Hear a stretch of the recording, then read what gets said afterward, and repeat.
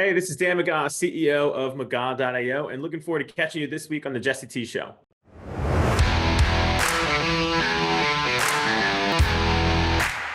The mighty, the powerful, Dan McGaw. Welcome to the show, brother. Hey, thanks for having me here. Excited to be here. Yeah, man, I appreciate the connection, man. We had a great first introduction, and there was a lot of synergy and some cool things that you're really into and you're working on and things that I want to hear more about. So if you could just give us a little bit of context on who you are and what you do. Yeah, great question. So yeah, I'm Dan McGaw. I'm the CEO, founder of McGaw.io. I mean, at the end of the day, I'm an entrepreneur, right? I love to build and start companies. So that's really what I focus most of my time on. But I've been in the marketing technology and marketing analytics space for over 20 years. So that's really where I kind of live and die, right? Is in the technology and marketing space. Beautiful, brother. And how did you get to that point? What was the journey like getting to where you are now? Yeah, great question. I've always been in technology since I was about 5 years old. I've been playing hardcore on computers. So I remember back in the days playing on MS-DOS just so I could actually get access to the games. So I've always been super into tech. But I started my first company as an entrepreneur when I was 13. So like I just am a natural born entrepreneur. I like to solve problems. I like to build things. So I started a few different companies, started out in the music business, then kind of bounced around in the hospitality and nightlife industry for a little while. Most recently, before starting this company, I've been the CEO of McGaw.io for the past 7 years. But before starting this, I was also the head of marketing at a famous analytics company called Kissmetrics.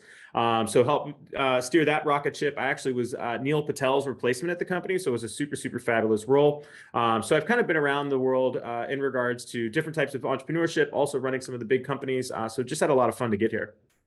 What was it that you were doing? Did you say in the music space? Yeah, my first company was actually in the music business. What were you doing there? Yeah, really interesting question. So, back in 1998, right? Like when I was 13, I probably should not have gone to a rave, right?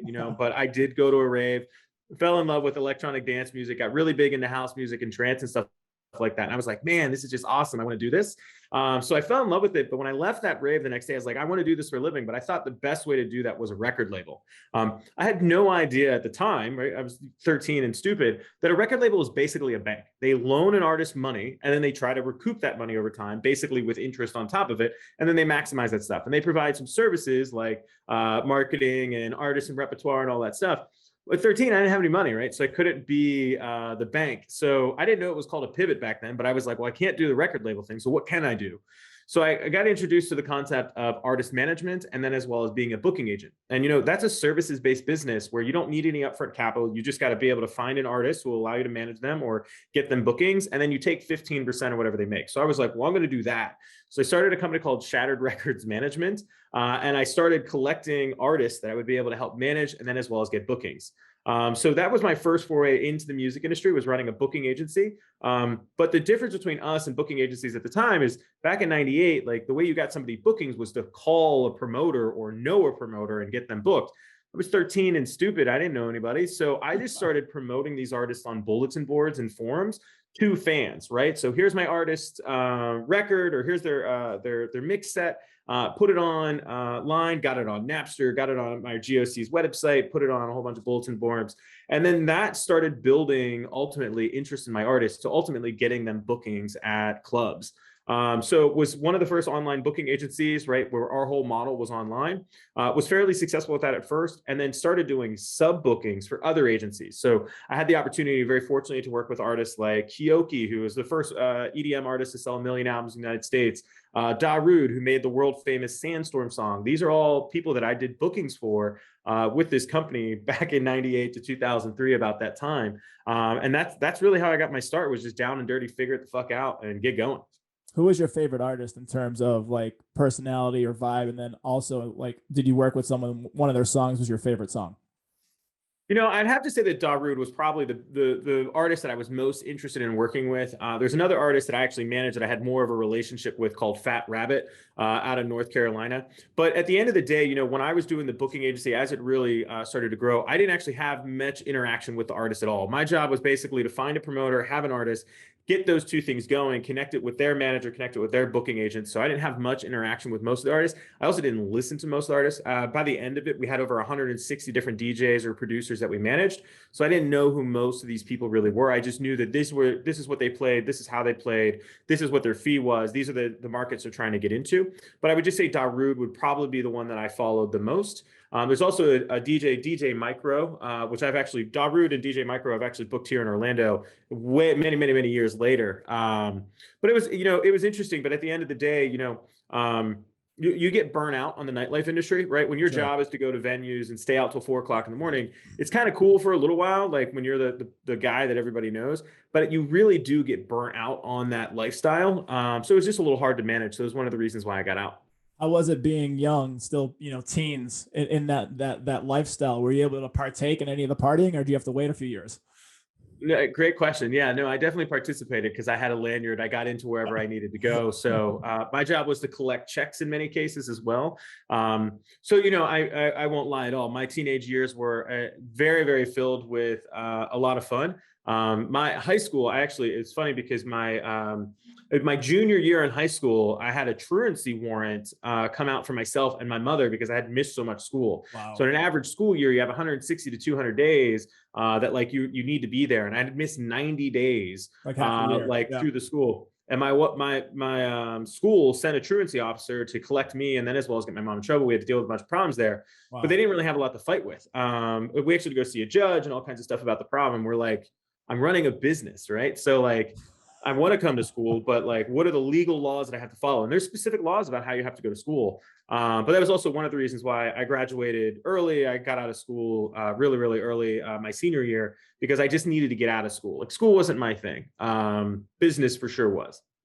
Where did the knack for being an entrepreneur come from? Did you have somebody in your, periphery that was doing this, or was this just innate? Yeah, there was nobody, I can't remember, the first time I really knew what an entrepreneur was, I was probably in my mid 20s and already had been an entrepreneur for a long time. I grew up really poor in the hood. So naturally, I was had to figure out how to make money there. And I grew up in a really rough ghetto in Pittsburgh called East Liberty. And I didn't really have much. I mean, I grew up on welfare, like we grew up on WIC and food stamps and all that stuff. And I didn't have money. Like I was the poor kid that would come to school wearing the same shirt 3 days in a row because mom did do laundry, whatever. I was poor. But luckily, my grandparents are very successful. My grandfather is an optical engineer, so he worked on the Hubble Space Telescope, helped build the lenses and all that stuff for that. So they did pretty well for themselves.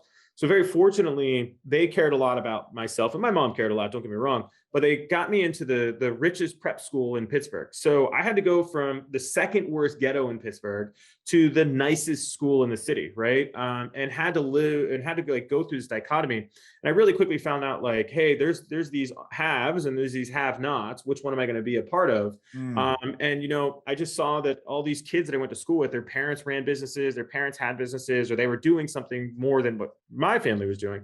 And that's really where it just started. And I knew like I had to hustle to do something. I had a good work ethic. That was something my mom always got me into, always had me work to do stuff. But I don't know where the entrepreneur thing came from. It was just one of those things. It was inevitable because I had no other way to make money. So that's really where the entrepreneurship, I think, started. But I didn't know what I was doing or starting a business. It just seemed like the only path that I had at 13.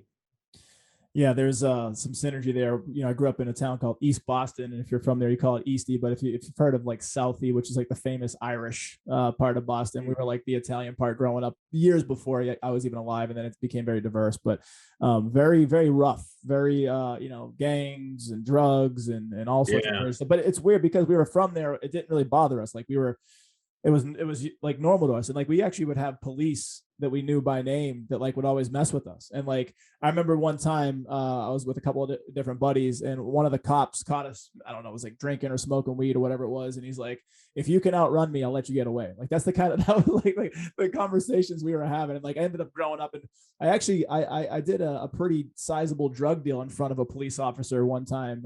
It's really funny because I tell this story, and he was someone I used to play basketball with growing up. He was a couple years older, and I walk into this kind of divey bar in Boston or East Boston, and do this huge deal, and I'm like seeing this guy on the side of the wall is wearing a Boston police uniform, like not plain clothes at all. He's in his uniform, and I'm looking at the other guy. I'm like, is this cool? Like I know who he was. I was like, hey, what's up to the guy? But I was like, is this cool? He's like, yeah.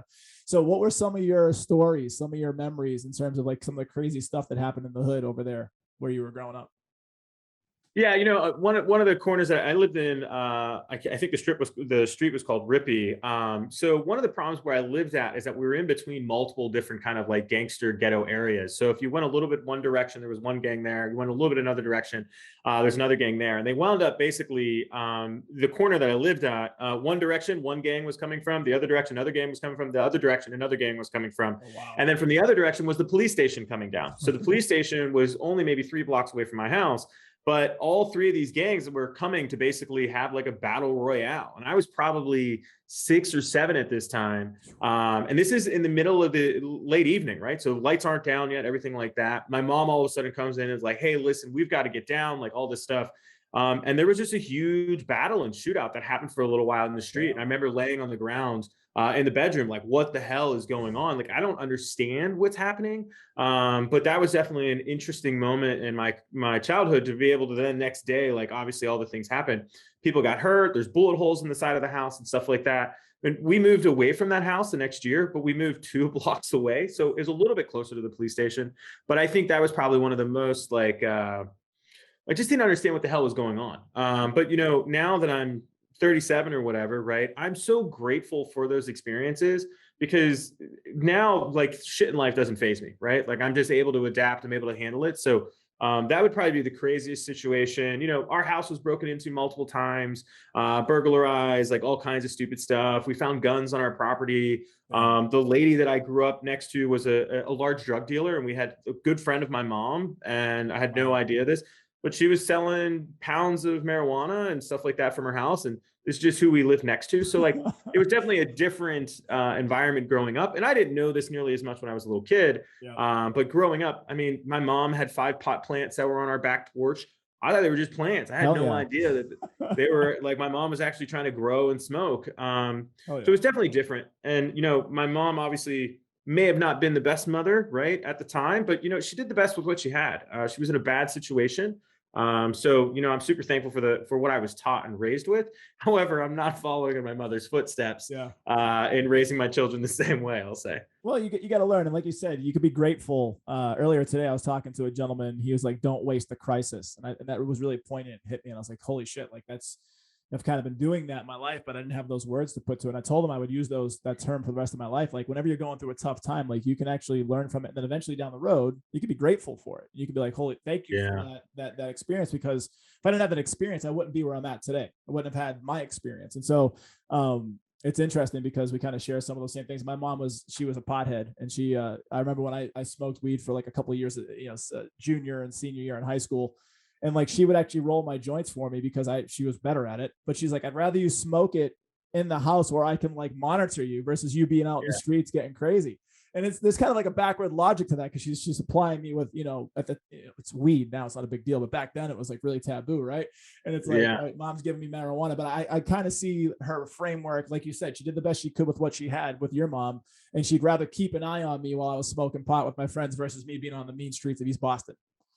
Yeah, no, for sure. No, I totally get that. Yeah, brother. So talk to me a little bit more about this, going from the hood to kind of almost like living a double life in a way, where you go to this new school where there's these like affluent type of people and just different kinds of people. Did you take advantage of it? Like, did you become like a hustler and like have like your own little side hustle where you were like bringing something from the streets, like bringing them to the rich kids? And they were like, what was that like for you? Yeah, no, I definitely, didn't bring the entrepreneurship to school when I was at that school. I kind of bounced around through school. So I went to that prep school from 1st grade through 5th grade, and then was moved around to a couple other different schools because I got bullied a lot in that school, because obviously I was poorer than everybody else. It was quite obvious. Yeah. So I got bullied for a while there, and then my mom tried to move me to a couple different private schools to kind of find a better environment for me. Ultimately, the decision was to move me to Ohio. So I left Pittsburgh. My grandparents lived in Ohio. We moved in with them for about a year. I went to a couple different schools over there, but I never really brought the entrepreneurship necessarily to school. But I can definitely remember like having to see the dichotomy. Going to the school is called Shady Side Academy. It's an amazing school. I was very, very fortunate to get an amazing education out of this school, and I had a couple teachers kind of pull me under their wing. So I had extracurricular activities that the teachers would kind of bring me into. I would get to experience other things. At the time, I was really, really good at art and drawing, so I had extra time that I had in art class. I was able to get mentored by the art teacher. So there's a lot of things that I really got able to take advantage of. And, the biggest thing that paid off for me outside of that school is that in third grade and fourth grade, there is an intense focus on being able to write. So like, obviously like cursive writing and stuff like that, but we had to learn how to type on a typewriter, and we had to write a story per week. So every week for almost the entire school year, we had to write a story, and we had to make up a story. We had to come up with a plot, and we had to do all that stuff. At the time I was like, it was cool because I was able to use my imagination. I came up with a bunch of stupid stories or whatever. But fast forward to now, that ability to come up with a story and write has dramatically paid off in my career, which has been really, really good. But, at the time, I didn't really bring the entrepreneurship really into school. It was something that wasn't there. When I was an entrepreneur in high school, I didn't bring my entrepreneurship to school because there was no real connection. Again, even in middle school and high school, I went to public schools, but it was a prep area. It was the rich area in the city. I lived in a cheap apartment, whatever, but for some reason, my family always wanted me to be around rich people. So in that school, I was not involved with entrepreneurship in my school, but I was running my company. So I just never went to school would be the easiest way to think about it. Yeah. But yeah, no, school was a lot of fun. I never liked it, was never good at it. I mean, to summarize my school, I'll give you a thing. My senior year, I was going to get a job working at a talent agency to be a talent scout. I decided I was going to leave Youngstown, Ohio, where it was. I was going to move back to Pittsburgh, and I was going to go on my own. So at that time, I was to transfer to another school. Well, the night before I was supposed to leave, my friends all took me out and threw a going away party, got me drunk, and I drove home and I flipped my car. So I now no longer had a vehicle to make that move. But I then went back to my high school and they said, well, you can't come back here because you've already processed your transfer. So I had to transfer no matter what. Well, I went to a place called Life Skills, which was a GED program. And I hacked the computer to ultimately give me the answers to the questions. And I was able to graduate my senior year in about a 4-week period compared to the entire month.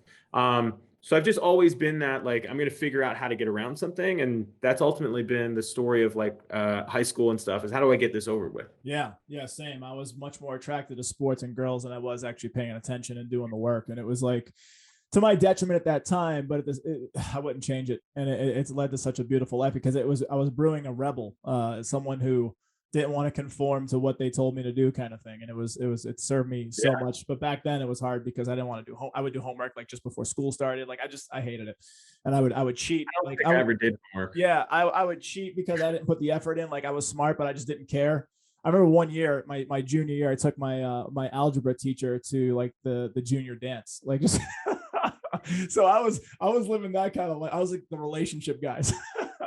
It was awesome, man. I learned pretty early on how to game the system. Even with my mom coming home with C's and D's because I didn't try, but still I don't want to say conning her, but conversing into a way where I still ended up getting a video game, instead of coming home with A's and B's.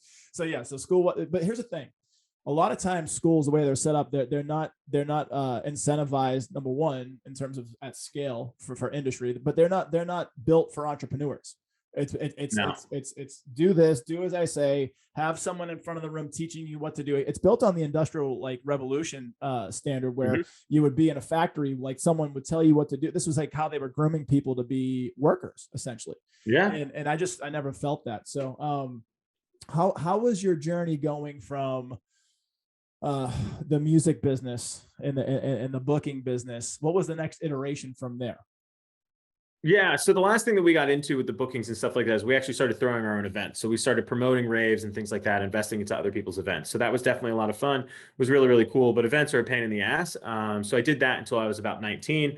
At that time, we had a very large event that we had promoted that unfortunately failed. And it left us in a really, really bad spot. So we ended up actually having to basically sell out different contracts that we have so we could pay off our debt. And at that point, I decided I just don't want to do this anymore, right? I'm kind of tired of the nightlife industry. I'm kind of tired of this. So I bounced around. I lived in 6 cities for 1 year when I was 19. I went from Youngstown, Ohio to Columbus, then to Michigan, then back to Youngstown, then to Pittsburgh, then down to Sarasota, Florida, and then over to Orlando. I was supposed to come to Orlando to go to a school called Full Sail, which is a music school down here. Got to Orlando, was getting ready to get enrolled and all that stuff, moved into my apartment. One of my really close friends from back home had gone there and actually graduated. He was a few years older than me. And he was like, this is the biggest waste of time for you ever. You're going to spend $70,000 to go to school for 12 hours a day for 2 years. He's like, and 95% of this stuff you've already done. And I was like, well, I'll have a degree. He's like, nobody in the music business cares about your degree. They all care about your experience. So that really put me in a weird spot because I was like, well, what am I going to do? Right? Like I came here to go to school, but now I'm here and I'm not going to go to school anymore. So I went and got a job at a restaurant. Right. And I just kind of dicked around. So from 19 and 20 years old, I mean, I was working at Planet Hollywood, TGI Fridays, things like that. And I just was kind of just being a young single guy, right? Tried to go to college 3 different times during that experience. Every time I would do like one class and I would like, this is ridiculous. Like, I don't want to be here. This is stupid. And I always dropped out of college, which was pretty pathetic. But I got a job, randomly was dating a girl, and she went to this restaurant called Raglan Road Irish Pub. It's a 25,000 square foot pub in downtown Disney. So it's a massive location. They do 25 million a year in revenue. Wow. She was going there to apply for a job before they open, and the manager was like, why don't you apply too? And I was like, sure, whatever. And I filled out the app. They hired me. So I ended up getting a job there and worked there for 2.5 years. Went from being a server to the service manager and training manager to the point where I was being groomed to become the GM. My general manager, Sean, was amazing. However, I found out how much my general manager made at about 1.5 to 2 years. And I was all set on, let's go this path through the restaurant business. Like, this company I can become big in.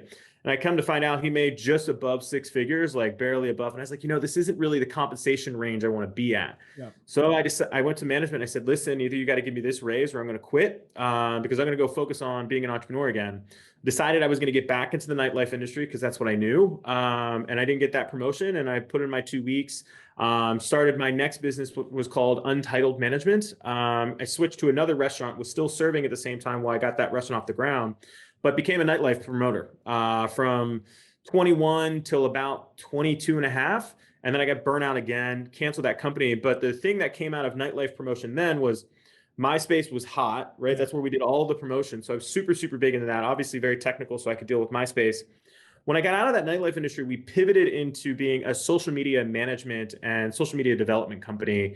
So we're developing Facebook campaigns, MySpace campaigns, things like that. But we also started doing Facebook application development. And then that was the next move into tech out of my entrepreneurship, was doing that. I probably did that. The company was called Tabsco for about 3 years. Did a pretty good job with that. But that company ultimately failed because Facebook MySpace basically died. Yeah. Facebook fan pages went away.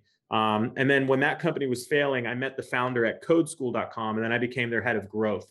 I was like 25, I think, 26 when that all happened. Yeah, man. Somewhere around there.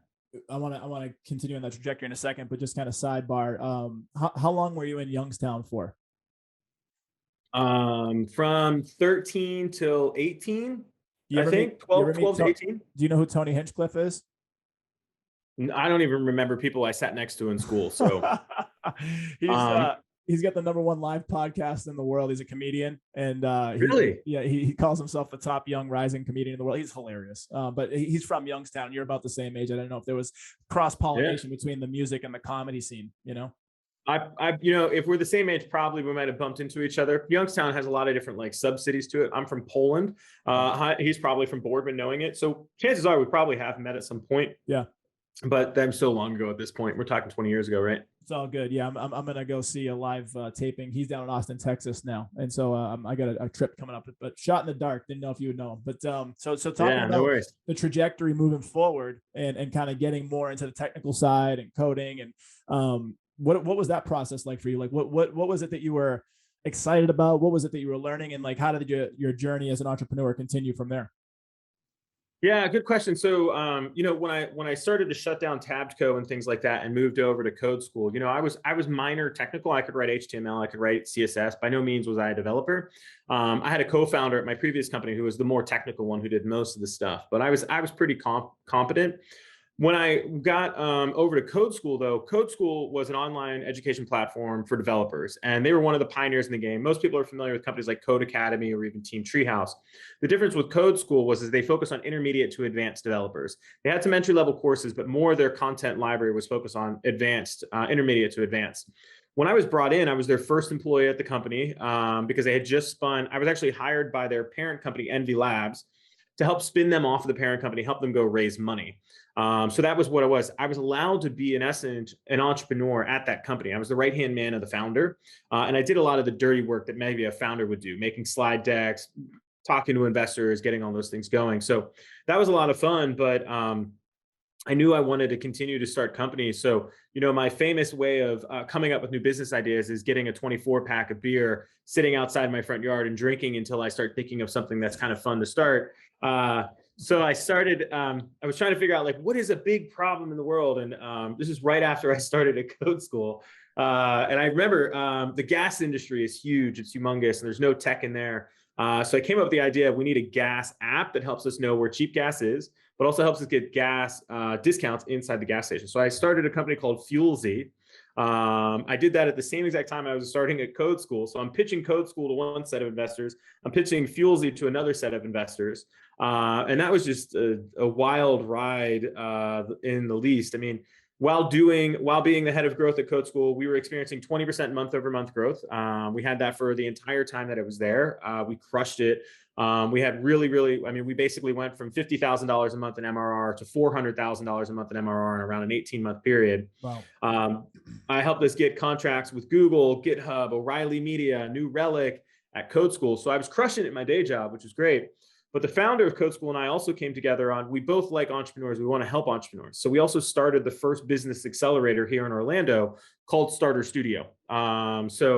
We got that going, which was super, super cool. We had Starter Studio, of course, was involved with Code School. And then FuelZ had won a couple pitch competitions. So we had won some money. We got a $50,000 seed round from one investor. So I was kind of playing all angles at that time, which was a little difficult. But, I learned a tremendous amount there. So that's kind of how that all started at that time. And how does that tie into what you're doing today? Is this still the trajectory, like the same what you're doing now? No, totally different. So Code School was really, really cool, but the founder and I had some issues. The founder, when somebody has worked at the company for a year, they gave them this like phantom equity and stuff like that. He was not willing to give me equity in the company because I had this other venture called FuelZ. He was like, if you shut that down, I'll give you equity. And I was just like, well, I'll shut it down, but I've got to have an opportunity to become CEO at Code School. And he kind of laughed, and I took it offensively. I know he didn't mean it offensively. He just knew that I wasn't the culture fit to be the CEO of that company. We'd already had issues with me not being a culture fit in that company in general. Don't get me wrong, I grew the company like crazy, but I definitely had some battle scars from fighting with the product team, education team, and stuff like that. So when he laughed at me that day, I decided this isn't going to be the right company for me. I'm already at as high as I can go. There's no more growth. And anybody who's ever felt that, like, you're gonna move. Like once you top me out, I'm done. So that happened, for 6 months before that, I had multiple companies recruiting me to come join them. And Kissmetrics, the famous analytics company, they were our analytics provider at Code School. And I fired them 6 months before. And I said, listen, we're going to stop using your service. We're going to move over to Mixpanel. And they actually tried to recruit me and offered me 2 positions when that happened. And I said, no, I'm not willing to move to San Francisco. I want to stay in Orlando. So 6 months after that, one of their guys came to me, hey, I think there's this opportunity here. We're looking for a director of marketing. And I've negotiated with the CEO that you can stay in Orlando. We just need you to fly to San Francisco for a week, a month. And I was like, well, whatever, I'll talk about it. We'll figure it out. So I decided that Code School wasn't the right fit. Kissmetrics recruited me to become their head of marketing. I actually replaced Neil Patel at the company. I remember my first meeting with him. He was basically like, high five, good luck. I'm out. I'm going over here. Here's the board deck. So I was running Kissmetrics and flying to San Francisco a lot, which was great. Met a ton of cool friends, learned a shit ton because Kissmetrics was just like the god of digital marketing at the time. I mean, that was when Kissmetrics was at their peak. So did that, continued to run FuelZ. But I was at Kissmetrics for a year, and they were just an absolute shit show. I thought I was coming into like this golden bread or this golden ticket type company, but like it was an absolute catastrophe. The products sucked. They were having issues. Like everybody was fighting. And then I was about to have my third son. So I said, listen, I'm done with this. I don't want to do this anymore. I'm traveling too much. This shit's crazy. So I left and I decided to focus full time on Fuelsy, which was still my company. My investors only gave me enough money basically to eat ramen with my family. I had $5,000 a month basically to survive on. I'm Wow. a father. I have 2 kids. I'm married. It's just not enough to really go around. So my wife said to me, hey, we don't make enough money to buy Christmas presents. I need you to go do consulting to make sure I can buy the kids Christmas presents. So at that time, I was an ambassador of a co-working space here in Canvas. I had a free desk they wanted to keep me there because I'm well known in the tech community. I just turned around to one of my buddies and like, hey man, I got 10 hours a week of consulting. I'm charging $175 an hour. Let me know if anybody's interested. Word got around really, really quickly. By the end of that day, my 10 hours a week were already bought by another company. And then that started spinning out of control where word really got out that I was doing consulting. It kept getting brought up to a month later. This is November of 2014. I said, I'm gonna do consulting. By December, we already had $25,000 a month in revenue. By January, we already had $35,000 a month in revenue. And I was just kind of brokering the deal, hiring contractors, figuring it out. And then in January 2015, we were like, we should probably turn this into a business. Like, I'm not really sure what we do, but like, whatever, what are we going to do? We do it well, whatever it is. Yeah. So we're doing okay. So we didn't know what to call it. I was literally laundering money through my friend's agency because I didn't have a real business and I needed a W-2 so I could buy my house. So for 4 months, I was laundering money through a friend's agency. They were then paying me out on the backside, but I got my W-2 so I could buy my house, which was great. I couldn't come up with a company name. Like I knew I wanted to have the word amazing in it because that's my kind of my personality and what I always say. Couldn't figure it out. So we were struggling. My wife and I are watching TV late night. This TV show comes on called Effin' Science. And I was like, that's fucking crazy. I can't believe people are saying Effin' Science on TV. And she's like, that's what you got to call it. Effin' Amazing. And I was like, you are so spot on. She's like, no, I was just joking. But that's what our LLC became the next day. And we were effing amazing as an agency for 5 years. We changed the company name to McGaw.io in May of 2020. For the first 2 years, we just didn't know what the hell we were doing. We just did anything that would come to us. We kind of just played around and didn't figure things out. I wound up selling Fuelsy to my co-founder, who then ended up selling it to some other company. So that all worked out at the end of the day. My investors still hate me because they didn't make any money, but whatever, I got out. But yeah, now fast forward, I mean, our team at McGaw.io is 20 people. During that time, I also started another company called UTM.io, which has 4 people at it. So once again, I'm back to being an entrepreneur. And shockingly enough, even after COVID, I have a new office, which I just moved into a week and a half ago because I'm tired of being at the house. It's really boring. Yeah, I went the other way. I had an office through COVID it was like coming up on my second year of having that office, and I didn't use it, but maybe 1 or 2 months out of the whole 12 months of that lease. And I was like, I'm just not going to piss, because I'm a financial advisor, man. For me to piss away money like that, I was like, I just can't do it. So yeah. But now that I'm working from home in the home office, I'm like, I need to get back out again. Like I want to get out and be around people, and which I am anyway, but just at least in that way. But so effing amazing. Was the company like registered as fucking amazing, or was it effing? Like, how is it spelled? Yeah, EFFIN, amazing. So we actually did a little bit of testing around this. We talked about effing amazing, but once you add the G, it made it so it was too close to fucking. So it was effing amazing. But interestingly enough, companies were always shocked that was our name. However, if you are to ask anybody in my industry, of course, like, have you ever heard of effing amazing? Many were like, yeah, but like we saw them at this conference, we saw them there. You can't forget the name once you hear it, which is great. Everybody remembered it. Everybody, once you saw it, you knew it was us. And that's definitely my personality in general, is everything's got to be over the top. But we did run into problems with the company name being named that. So in the first month, Publix, who's the largest grocery store down in the Southeast, Publix was one of our prospects. And they're like, listen, we're totally interested in working with you, but we can't have you emailing our vendors and like being a part of this network with a domain of F and amazing. So we're like, okay, so we're going to buy amazingcorpse.com. So we have amazingcorpse.com. That is our email address. This is how we email everybody. But we're effing amazing. So it was always a little bit of a rub. When we landed Eventbrite as a big client, like Eventbrite was like, what did you say their name is? Like, but we worked with a large company called Physicians Mutual, which is a large insurance company that focuses on elder age. They're based in Utah. And they were like, we cannot have a contract with effing amazing on it. If this gets to our board, like we're all getting fired. So we had to start a second LLC called The Amazing Firm. So that way we could land that contract. So, it just became a little bit like, while it was great and it was our culture and it was what we lived, it just became a little bit of a blocker. So we decided we needed to grow up and change the name. But it took us 2.5 years to come up with a new name, and the whole process. So it's been fascinating, to say the least. Yeah, it's great for brand recognition, but when you start getting into those companies like Publix, or if you try to go to Chick-fil-A with something like that, it's not going to happen. So you got. Well, I'm not going to work with Chick-fil-A no matter what. I will continue to buy their chicken, but I can't work with them as a company. I don't believe in the same things. But damn, their chicken sandwiches are fucking good, man. Not gonna lie. No matter what you believe in, man, you just that food is amazing. Yeah, I mean, it's tough. It is what it is. So okay, so now you're running the new business and kind of getting into really just kind of doing the thing again. So you said it took about a year or two to really kind of figure out your niche or what you were going to focus on. Like, what kind of work were you doing then? Yeah, so we were trying to figure out, like, what are we going to do? So we were building websites, we were doing digital marketing, we were helping out with SEO, we were doing content marketing.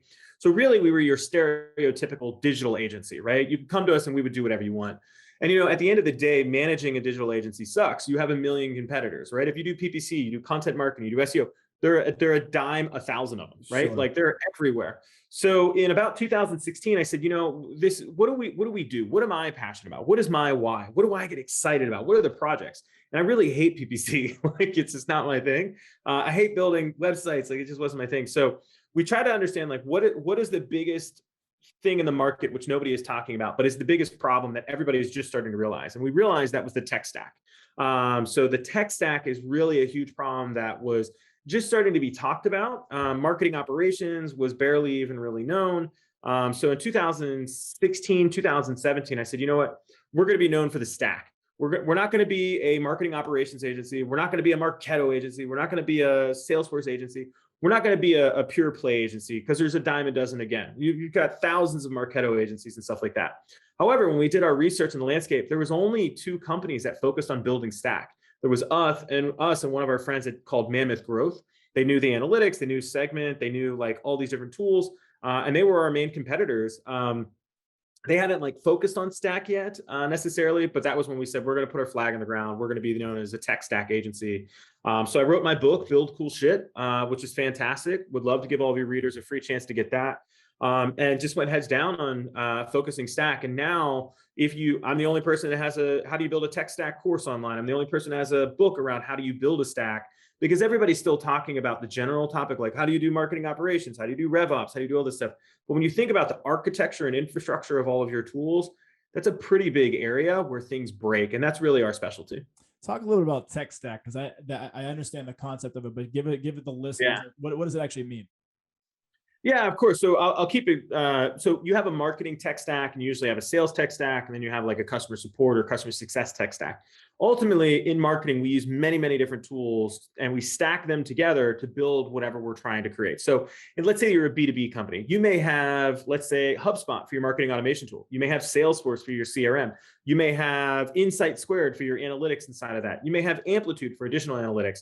You then have all of these other tools which get bolted in. So you might be using Outreach for your outbound prospecting. You might be using LinkedIn Sales Navigator to pull in leads. You might be using all of these different tools. So when you get all those tools together, that's your stack, right? And the hard part is you have to get them all correctly integrated together. You have to make it so that they talk correctly. And most companies don't have that technical know-how on how do you build a data taxonomy for all these tools? What is your data schema?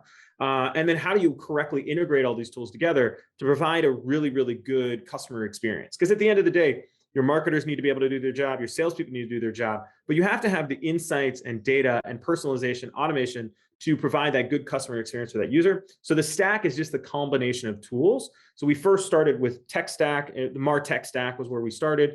We're now moving into the sales stack. We're now moving into the customer success stack. But we're also, the longer term vision is to get more into all the stacks. So what are you using for your infrastructure from a hosting provider, AWS? How does that data flow to your Redshift database? So the entire tech stack, the infrastructure and architecture of your data processes are really, really where we sit. And as far as the book, you brought it up a second ago. Was this the first go at being an author at Build Cool Shit? Have you written other books? And talk about the process of writing the book. Yeah, great question. So the book started out as a one. I've never written a book before. I definitely have written a lot. So like we have one of the things that we provide here for our clients is we do diagnostics and strategies. So I've written diagnostics and strategies which are 250 pages long, right? So big. I mean, if I threw it on the table, it would thud, right? Big time. So definitely have going back to elementary school, I learned how to write, so I can definitely take care of that. But the book actually started out as a webinar. So I did a webinar with one of our partners, Autopilot, a very popular marketing automation tool, and we built a webinar called "The Ultimate Tech Stack for Growth." And that webinar was really, really good. It was well received. So we ended up doing it like 15 more times. Wow. But what we did was we took what was said in that in that webinar, we transcribed it. We then worked with one of my editors and writers, and they actually changed all of the transcription to make it become a book. We got the screenshots from the slides and we put it all in. So if you were to get a copy of my book, it's full color, but it also has all colored pictures of examples of how things need to be set up. But I hate to say it, I did cheat because I didn't write the book. I didn't like sit down and write it. I did review it, but it was all based upon my transcription. So I said the book, somebody else got it into the play. And I'm working on my next book now, which is basically my tech stack course, which is a 8-hour course. We're redoing that course at the end of this year and beginning of next year.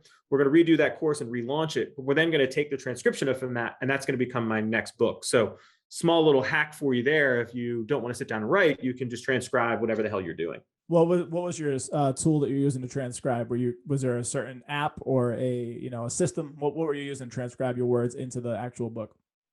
Yeah, the original company they used to use was a company called castingwords.com. So you paid $1 per minute. I come to find out that castingwords.com uses rev.com. So rev.com is a really, really popular transcription service. I haven't done a lot of transcriptions most recently, so I know companies like Otter.ai and stuff like that help with that, but we use Casting Words to get all that stuff out of the previous one. And we use this same exact process for my buddy's book. Lance Loveday is a really good friend of mine. He did a webinar on PPC, and we took that 1.5-hour webinar, transcribed it, and converted it into his book. His book's in the Amazon store called Average is Losing. So we were going to turn that into its own business line. Unfortunately, the girl that we were using as our lead writer, who was managing that process, accepted a job somewhere else. So I ended up putting that on the back burner. What has the process been like for you, and like what doors has it opened up for you in terms of just having your own book that you've written? Yeah, we got the book to add the book that I wrote, Build Cool Shit. Is really explains our methodology in regards to building a stack. So we have a common concept where we use customer data platforms. We also have a common concept known as data recycling. And we wanted to help people just understand how they should build a stack. So most people have no idea what they're doing when they're going to build a stack. So the book has really helped us be able to, one, send it to our prospects, send it to leads, like, hey, don't even worry about getting on a sales call. I just want to send you a book and send you a gift. If you like the book, great. If you don't like the book, throw it out, whatever. So it's really, really helped in the sales process, which has been great. It's helped me get more speaking gigs. It's helped me get more podcast gigs because I, of course, have written a book.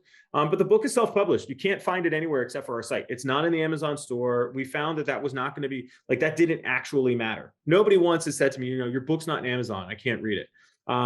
So the book was self-published. It's only able to be on our website and stuff like that, but it definitely has built the confidence of other people when working with us, because we're able to really quickly see our methodology and see how it works. And we specifically made sure it was a short book. The problem you have with most books, 200, 300, 400 pages, takes somebody 3 weeks to 3 months to read. Yeah. If you spend an hour and a half, you're done with my book. And you get the main concepts, but it explains why we're different than everybody else. So it's really an introduction for most people. So that way they're prepared to have a real conversation with us. If you don't read my book, it's harder to have a real in-depth conversation about the work we're going to do with you, because most people don't even know what we do.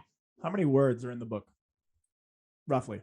Oh, great question. I think it's only like 11,000 words. So it's really short. It's a pretty quick hitter. Plus you have a lot of like graphics in there as well. People can actually see the screenshots or whatever's in there. Yeah.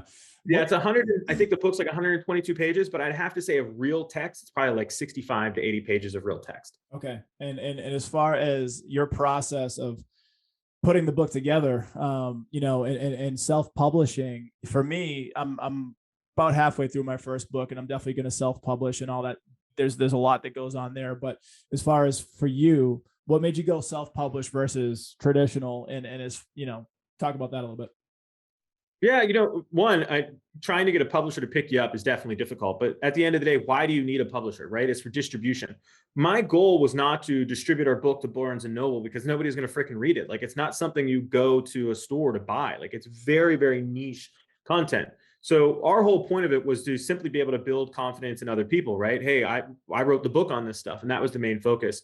So, you can buy an ISBN number on the internet for $25. So we did that. We went to Upwork and found a book designer. We also found a book layout expert, and then we already had copywriters. So we were able to go through that whole process. And the whole point of the book was to ultimately help us be able to promote it to other people. Yep. It wasn't to get put into a store. So there just wasn't a need for a publisher. There wasn't a need to sell it. We actually, the book is valued at $21.99. We typically don't actually sell them. Yes, we have sold a lot of them in the past, but it's all about promoting my name and then as well as our company. So it works out great.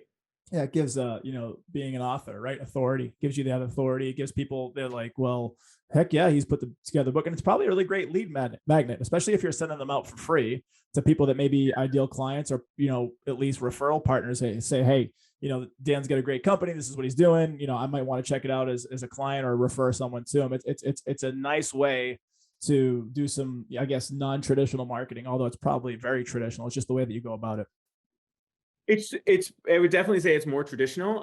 We spent about $25,000, including all labor and costs and stuff like that, to get the book done. So it definitely wasn't a cheap route. Yeah. And you can actually do the same process. I can't remember what the company is called. There's a company that does this exact same process. And they usually charge $25,000 to $50,000 for you to do it. The thing that Tucker Max's company. Yeah, I think it's that one. Yeah. We really wanted to control the process and really focus on the highest quality you can get. So as an example, like my book, to print each book, when we order 1,000 of them, is $7.50 each to print. The reason why it's full color inside, each page is gloss, like everything is really, really well done.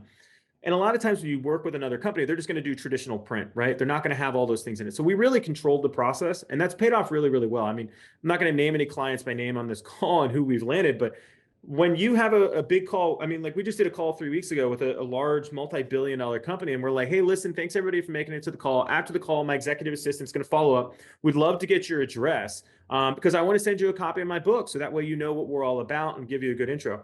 Within 2 weeks, everybody already had the books. Everybody was super excited. And I got emails from them being like, I just read your book and I totally get it now, right? Or I'm so excited. I'm gonna read your book this weekend. That ability to create that relationship, especially in consulting, is huge. Yep. So it's definitely paid off well for us. I have to write my next book now because it's out of date. So we used to not give them away. You'd always have to pay for shipping, which did cover our costs. But right now we have too many units that we just need to ultimately, we don't want them to get out of date anymore. So we're just going to ship them out. So actually, are you cool if I give all of your listeners a copy of my book and I'll pay for their shipping and everything? Beautiful. Done. So what I want everybody to do is, if you can, pull out your cell phone number, go to your text messages, okay? What I'm going to have you do is you're going to text this number. So the number is 415-915-9011. I'll say that again. It's 415-915-9011. And all you have to do is text the word MarTech. So MARTECH. If you text the word MarTech to it, you're going to get introduced to our texting bot, which will collect your name, your information, your email address, and as well as your address. It's going to send you to our website just so you can confirm everything. And then if you hit ship, it's going to send you a free copy of my book. It should arrive at your house within 2 to 3 weeks, but it'll give you a free copy of the book. The book, you already know how much it costs. I already said that once. It's valued at $21.99, and then it also costs us an additional $7 to ship it. If you're international, though, we will not ship it internationally. We'll just send you the PDF. But check it out. I'd love for you to put it on your coffee table and add it to all the books on your shelf. Love it, brother. Appreciate the gift. And I'm sure the listeners and viewers are going to love it as well. Make sure they order that through the text message. And as far as the rest of 2021 and going into 2022, what are you looking forward to? Whether it's personal, professional, what's on the bucket list or the dream list for you to hit? Yeah, so the big goal is at the end of this year, I will be about 90% out of McGaw.io, which is our consulting company and our agency. We've done an amazing job building our services team and our leadership team. So by the end of this year, my job is to be mainly outside of that company and leading on a weekly basis through different meetings, but not actually involved with the day-to-day. more of my focus is going to shift to UTM.io, which is another one of my companies. We're the data governance tool for anybody who makes campaign links with UTMs. So 2022 is all about scaling out that business, replacing myself in that company as well, and then finding the next business. My next business, I'm going to continue to start MarTech companies.